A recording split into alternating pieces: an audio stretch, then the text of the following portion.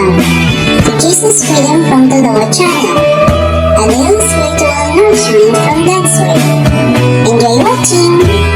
Ang gusto ng Panginoon, matiwasay ang ating buhay at makinabang tayo bagamat maiksi ang buhay. Tanggapin na lang para mabawasan ang hirap ng loob. Kaya niyo bang ulitin yan? Mga katotohanan na dapat tanggapin, yakapin, at tayo ay mag-adjust para sa ikabubuti ng ating buhay. I shall be reading from the Contemporary English Version most of the time, unless otherwise stated. Ecclesiastes 8:15. So I think we should get as much out of life as we possibly can. There is nothing better than to enjoy our food and drink and to have a good time. Then we can make it through the troublesome life that God has given us here on earth. Huwag nating pagkamalian na yun lamang ang goal ng buhay. Solomon doesn't mean to confine us only to these three goals that to some religious people may seem so mundane and so ordinary and shallow. But what Solomon is telling us is that life is indeed troublesome, and for us to get the most out of it, for us to receive the most blessing from the Lord, we really should be doing a few things. At isa nga doon, baguhin ang pwedeng baguhin para gawin hawa tayo, tanggapin ang hindi na pwedeng baguhin pa. Life can indeed be troublesome, and people should balance this by maximizing enjoyment. To minimize pain, frustration and disappointment, disillusionment and disorientation, and inconvenience, there are some facts of life that should be accepted and even appreciated. That as we mature spiritually, we are more equipped to appreciate that which we used to dislike. Sapagkat ang binibigay sa atin ay Espiritu ng Diyos na para mag-adjust ay napakalaki. The capacity of the human person to adjust is immense because we were made in God's image. And there's vast resources of power available, especially to those who believe. Ano mga facts of life yan? These are the facts of life that we must accept. One, that people change. Also, that partners can become unfaithful.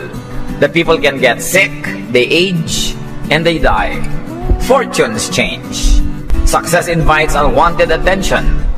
Love hurts. Only one wins. And some attempts fail. Ngayon po, dadagdagan natin para sa ating kapakinabangan. Una dyan, many people forget your goodness. Many people are ungrateful. Take this to heart. It is a fact of life. Maraming hindi tumatanaw ng utang na loob. Maraming mga taong ano man ang ibigay mo, kulang pa rin. Maraming taong gawan mo ng mabuti ng 9 na taon, sa 10 taon wala ka na maibigay, ikaw pa rin ang masama. It's a fact of life. Huwag niyong ipagluksa, huwag niyong ipaglungkot, luma na yan. 2 Timothy 3:2, people will love only themselves, they will also be ungrateful. Of course, it foretells of a time when love will grow cold. But it's not new. It has always been happening. People can be ungrateful. Tama na ang inyong mga pagdurusa dahil hindi kayo pinapansin ng dati niyong tinulungan. Kinalimutan kayo nung yumaman. Nabaliwala ang inyong mga pagsisikap nung siya ay malakas na. Nangyayari yun. Luke 17:17-19. Doon ang Panginoon may pagalinging 10 ketongin, isa lang ang bumalik para magpasalamat. Jesus asked, weren't 10 men healed? Where are the other 9? Why was this foreigner the only one who came back to thank God? Then Jesus told the man, you may get up and go. Your faith has made you well. Yan ang sinasabi, nakakapagtaka. Bakit mayroong 10 pinagaling, isa lang nagpasalamat? Gaano karaming tinutulungan niyo ang nagpapasalamat? Pero kung inyo ikalulungkot ang bawat hindi nila pagpapasalamat, wala na kayong gagawin sa buhay kundi malungkot. O kaya titigil na kayo maging mabuti, which is worse. Even the people during the Lord's time were mostly ungrateful to Him. Do good, but be ready not to be appreciated, not to be remembered, especially by your beneficiaries. Derive your joy from giving itself. Ang ikasaya natin yung pagbibigay, kahit hindi tayo pasalamatan, ang ikasaya mo, hindi yung pasalamat, yung nakagawa ka ng mabuti. Derive joy from the good fruit of your work and not from being celebrated. Derive your joy from the Lord's pleasure and recognition. After all your good deeds are recorded in the most important books ever. 1 Corinthians 15:58, my dear friends, stand firm and don't be shaken. Always keep busy working for the Lord. You know that everything you do for Him is worthwhile. Revelation 20:12, I also saw the dead people standing in front of that throne. Every one of them was there, no matter who they had once been. Several books are open, and then the book of life was open. The dead were judged by what those books said they had done. So lahat ng ginagawa po natin nakasulat, nakatala. Pasalamatan naman tayo, kilalanin man ng iba, kinikilala yun ng Diyos. At may araw yun ng gantimpala. Siyempre masarap kung nakikilala naman tayo at nililingon-lingon. Paano kung hindi? Huwag niyong iasa ang kaligayahan niyo sa paglingon ng kapwa. At paano kung hindi ka nilingon, dilulungkot ka? You must take control of your happiness and must not depend on others for you to be happy.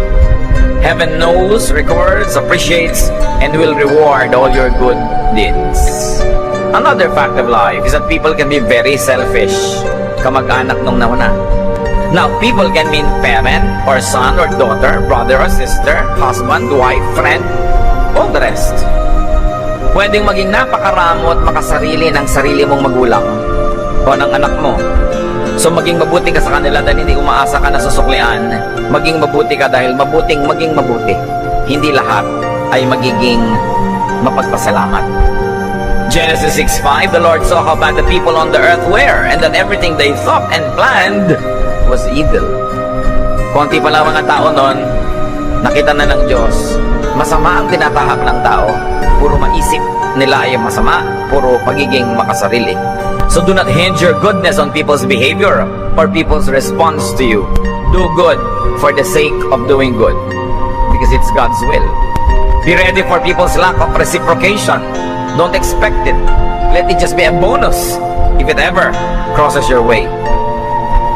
Another fact of life, very often, money is never enough. Problema yan ng mahirap, pero problema rin yan ng mayaman. Lahat ng tao, gaano kalaki man ang income, nakukulangan pa rin sila.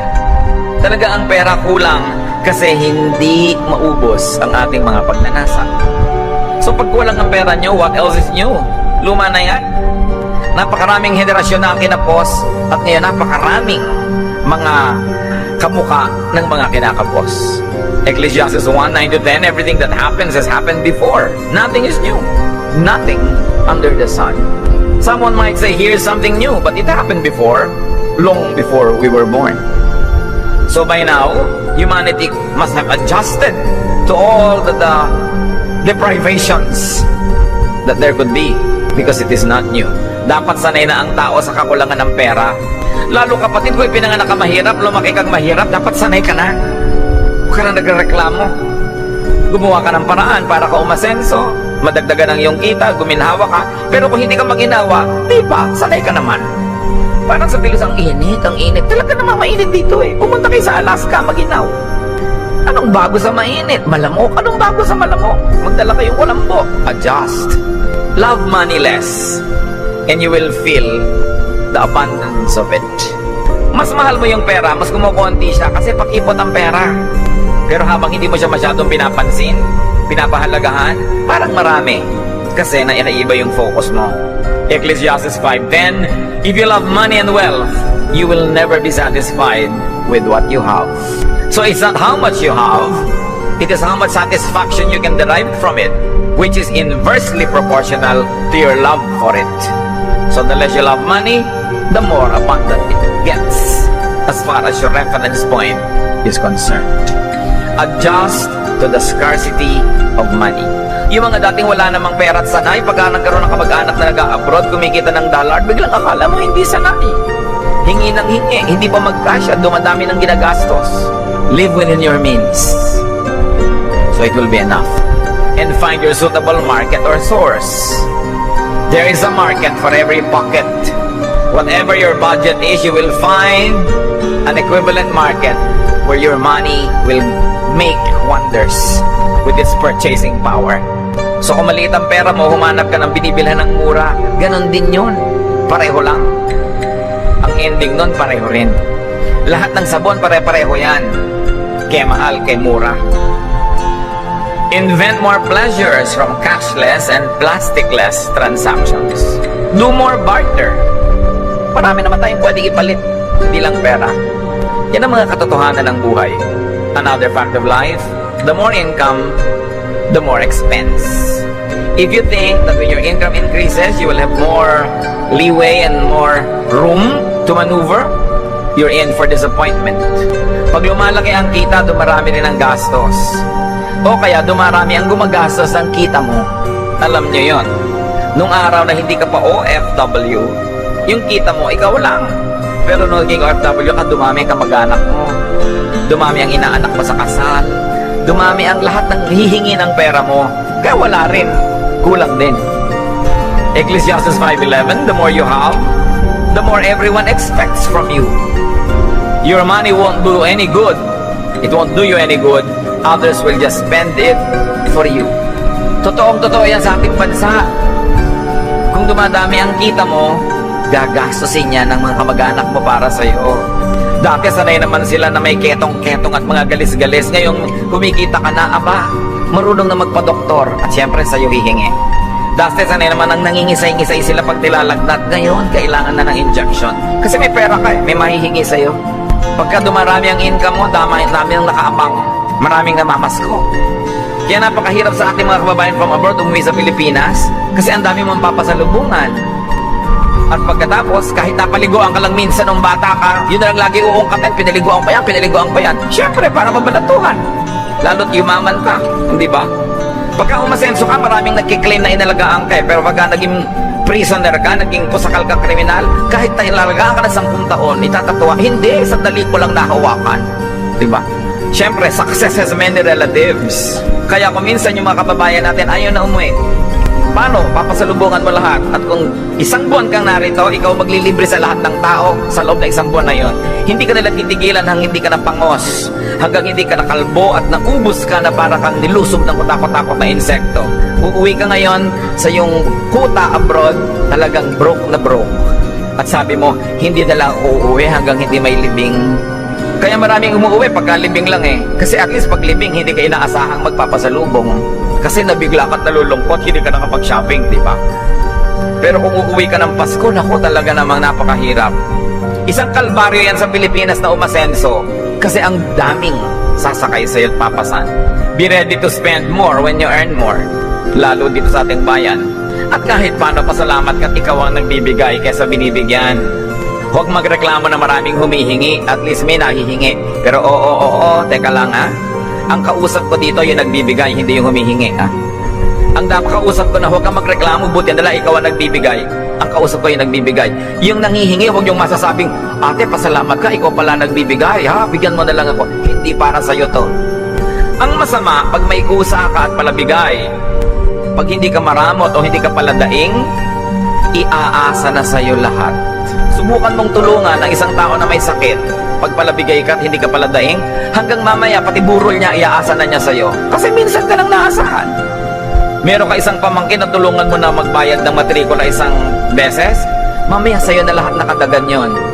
Pag natunto na yung landas patungo sa'yo ng mga manghihingi, hindi ka na nila titigilan hanggang hindi ka nila na ilulubog muli kasama nila sa ilalim ng dagat.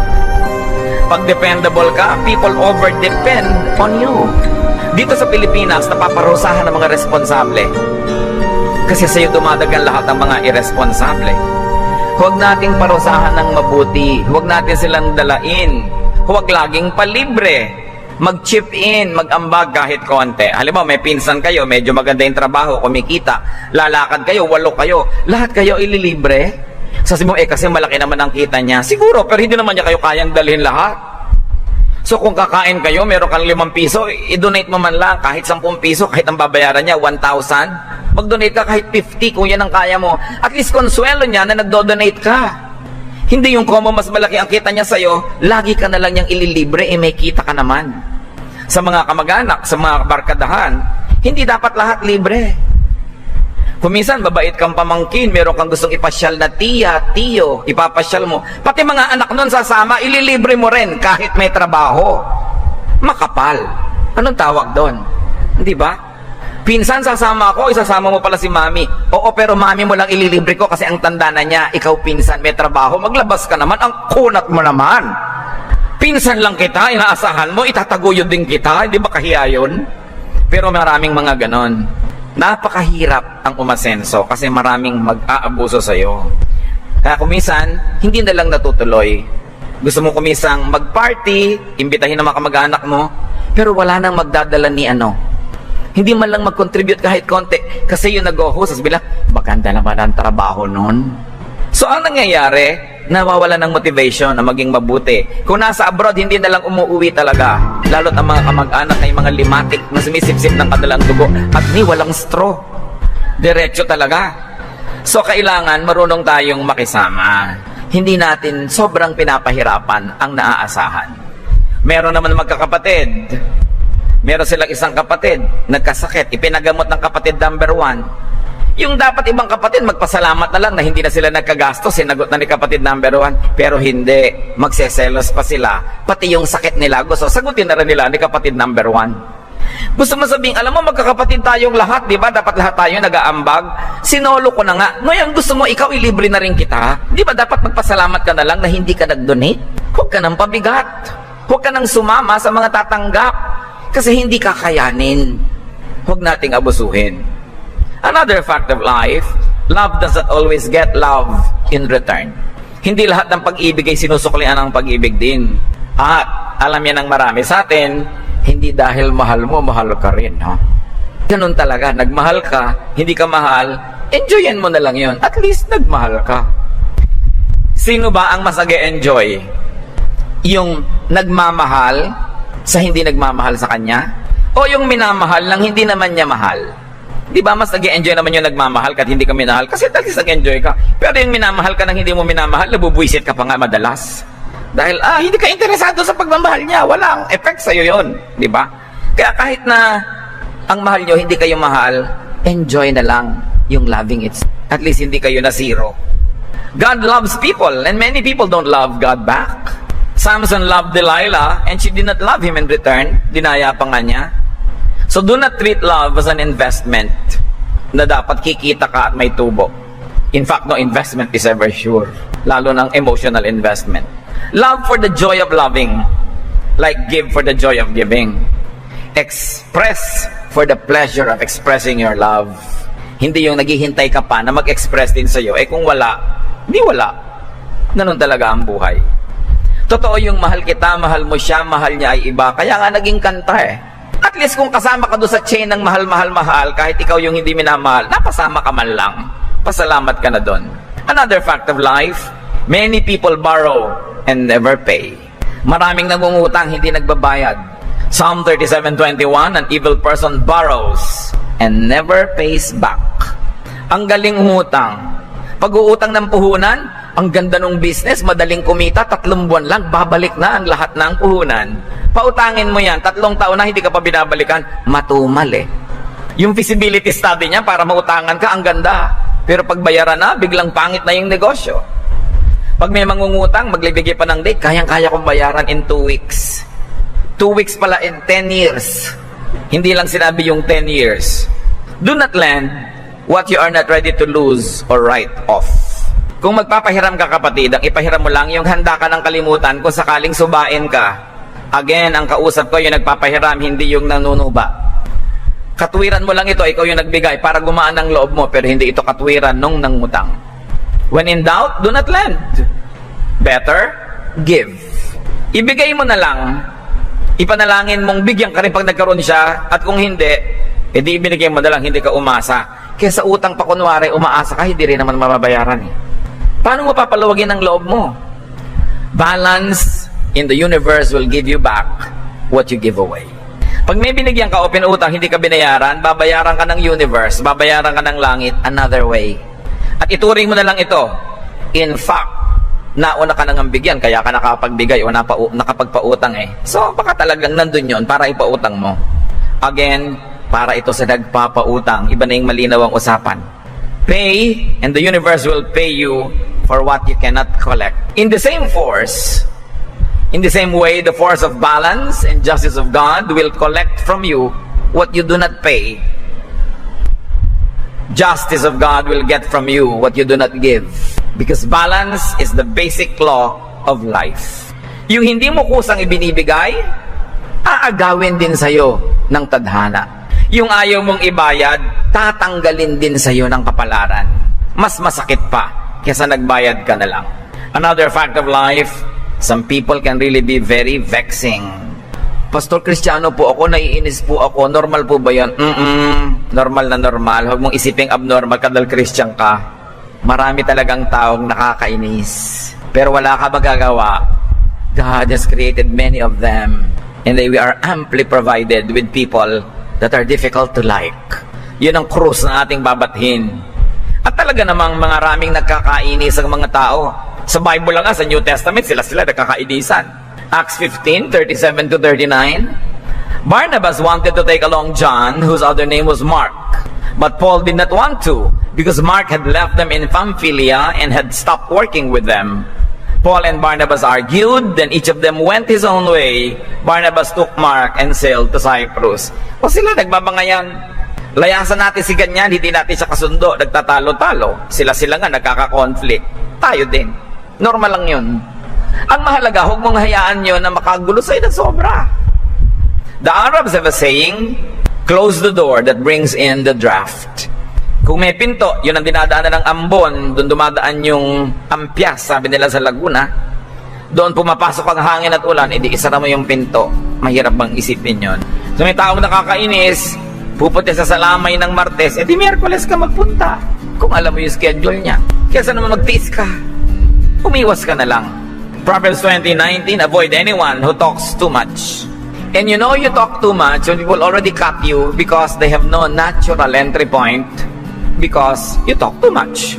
You know, you talk too much when people only nod and say yes or no kasi wala naman silang masabi. Makahalata ka dapat if you talk too much. And then people will avoid you. Proverbs 14:7, stay away from fools or you won't learn a thing. Meron talagang dapat iwasan. Hindi masamang umiwas. Avoid vexing people that you can avoid.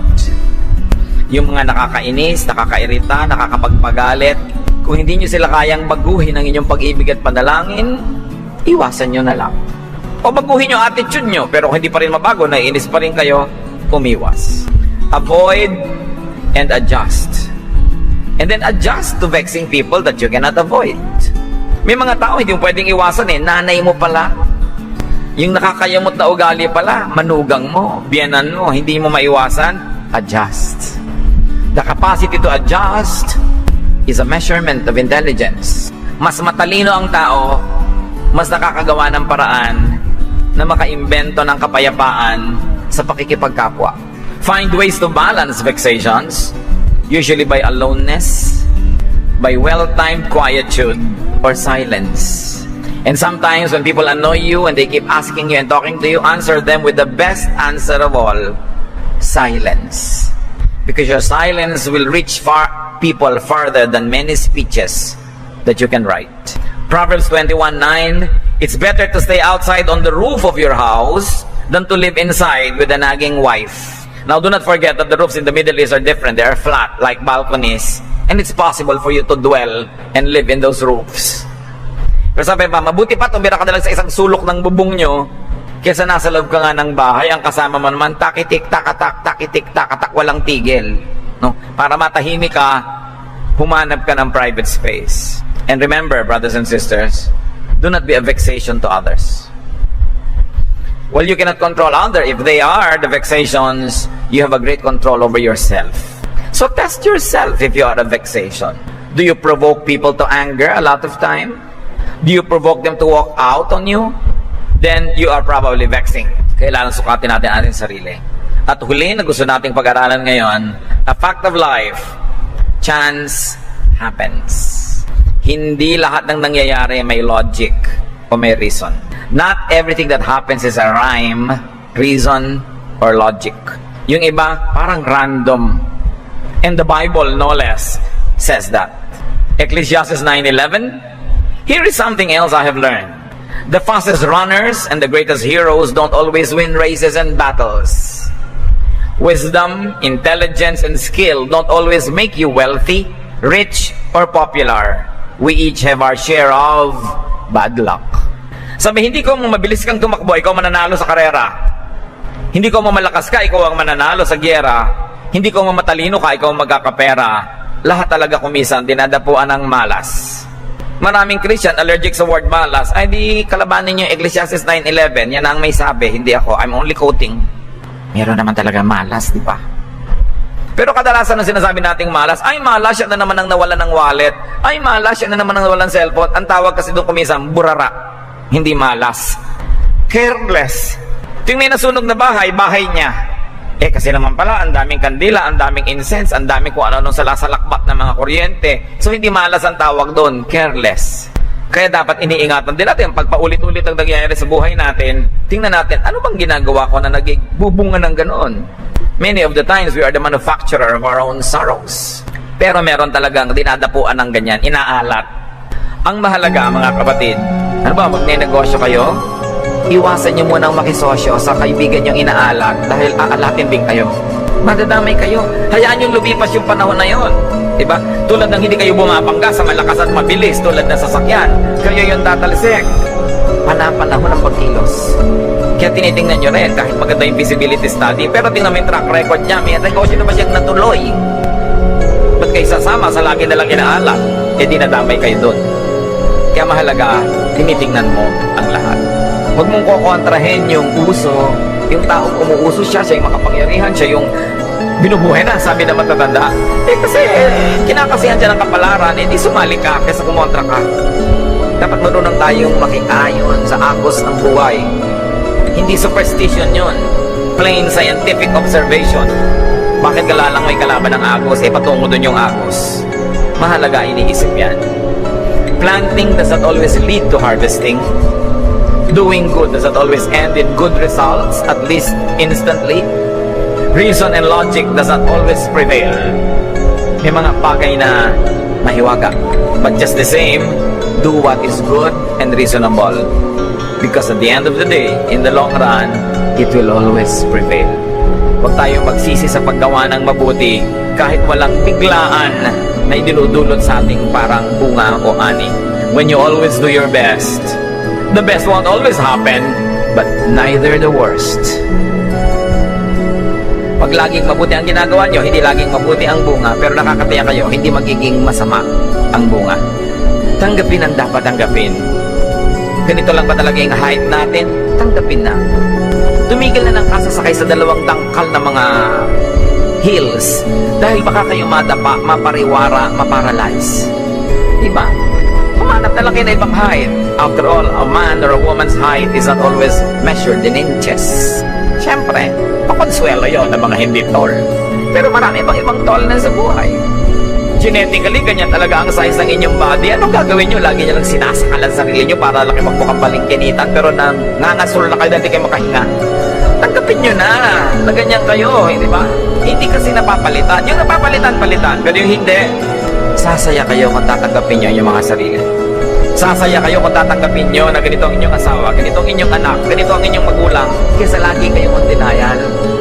Lagi nyo pinipilit baguhin yung kapwa nyo, hindi na nga magbago-bago. Tanggapin nyo na lang para tahimik ang buhay nyo. Dahil malay nyo, mamatay na siya o mamatay na kayo, hindi na kayo sumaya dahil wala na kayong ginawa kundi magtunggali. Hope for the best, but always be ready for the worst. And stop struggling with the facts of life.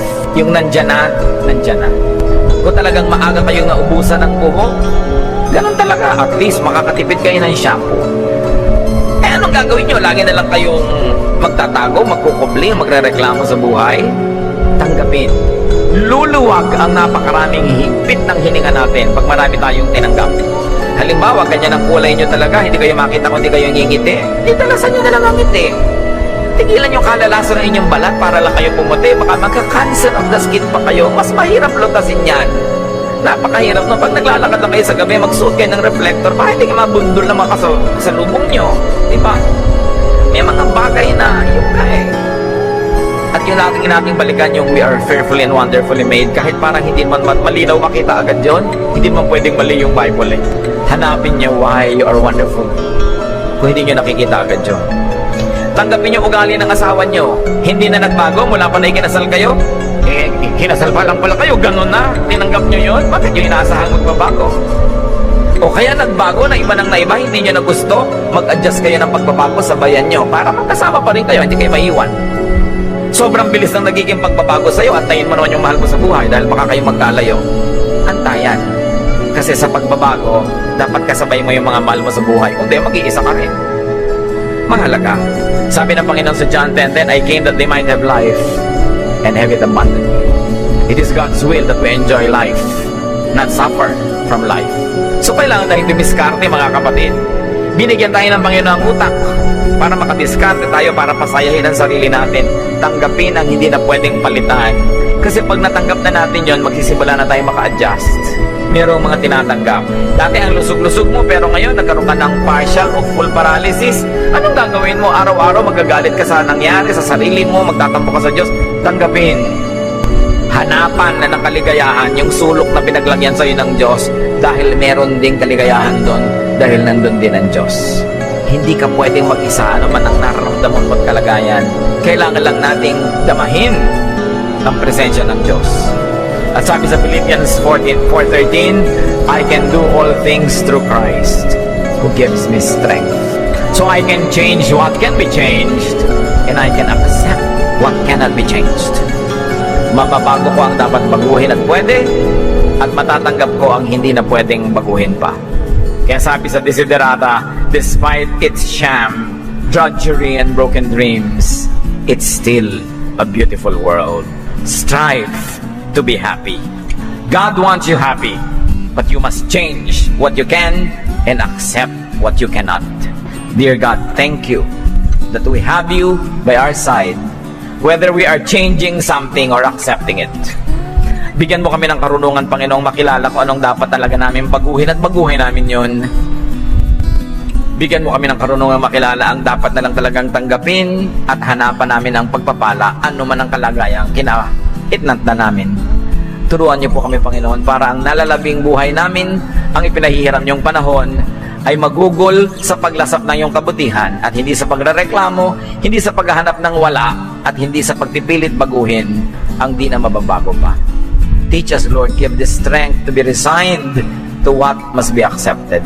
Magbulay-bulay tayo sumandali, mga kapatid. Hingan natin ang Panginoon ng personal and private message so that we will always be happier no matter what the situation.